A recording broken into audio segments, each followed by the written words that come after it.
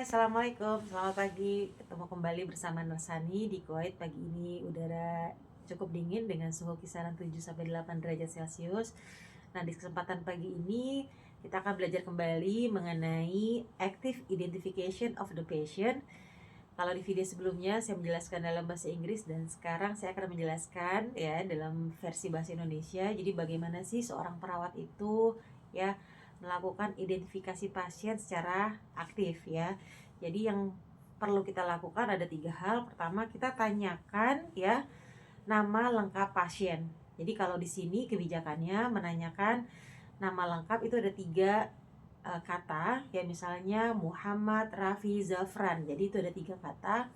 Jadi nama pertama Muhammad nanti dituliskan dalam huruf kapital semua, sedangkan nama kedua dan ketiga hanya huruf depannya saja yang ditulis kapital ya. Jadi kita tanyakan kepada pasien, Assalamualaikum, selamat pagi, bisa sebutkan siapa nama lengkap Anda gitu ya.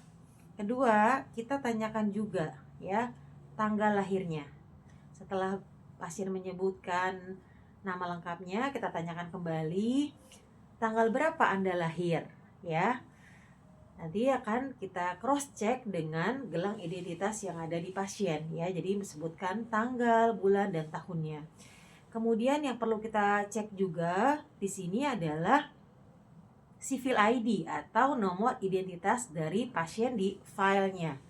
Jadi kita ada 3 hal yang harus kita cek. Pertama, nama lengkapnya, kemudian tanggal lahirnya, dan yang ketiga adalah nomor identitasnya. Nah, kalau di sini bagi orang-orang Kuwait disebut dengan Kuwaiti, dia punya civil ID. Nah, bagi orang di luar Kuwait atau non Kuwaiti, maka kita akan cek dari nomor pasportnya.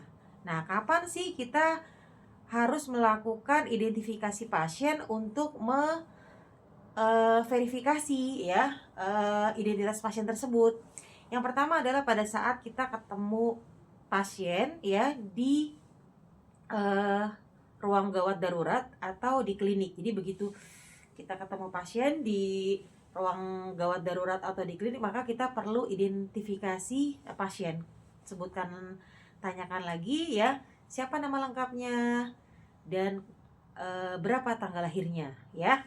Kemudian yang kedua adalah ketika pendaftaran ya di ruang rawat ketika menerima pasien. Jadi kalau ada pasien datang dari OPD yang dirawat atau datang dari ruang gawat darurat masuk ke ruang perawatan, maka kita perlu cek ulang. Yang ketiga adalah saat kita menerima pasien pada saat pergantian shift, itu juga perlu kita cek kembali ya kevalidan dari identitas pasien.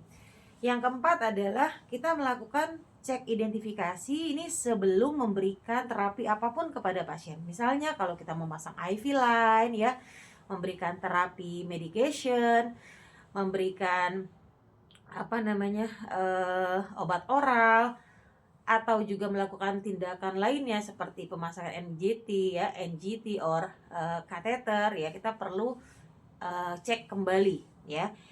Yang kelima adalah saat kita menerima pasien ya, yang pasien itu akan masuk ke ruang rawat ya. Jadi ada pasien yang statusnya akan masuk ke ruang rawat, maka kita perlu cek ulang.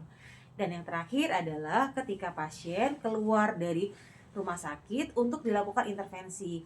Misalnya ya, ada pasien yang perlu pemeriksaan diagnostik MRI misalnya. Nah, di rumah sakit ini tidak ada fasilitas MRI, sehingga pasien ini perlu dilakukan pemeriksaan di rumah sakit lain, sehingga kita perlu cek kembali identitasnya.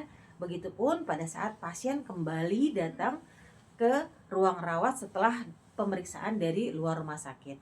Oke, segitu saja penjelasannya ya mengenai aktif identifikasi pasien, sehingga nanti kita akan tahu ya apa bedanya nanti dengan pasif identifikasi di video selanjutnya. Oke, selamat menikmati hari ini dan bye-bye. Assalamualaikum.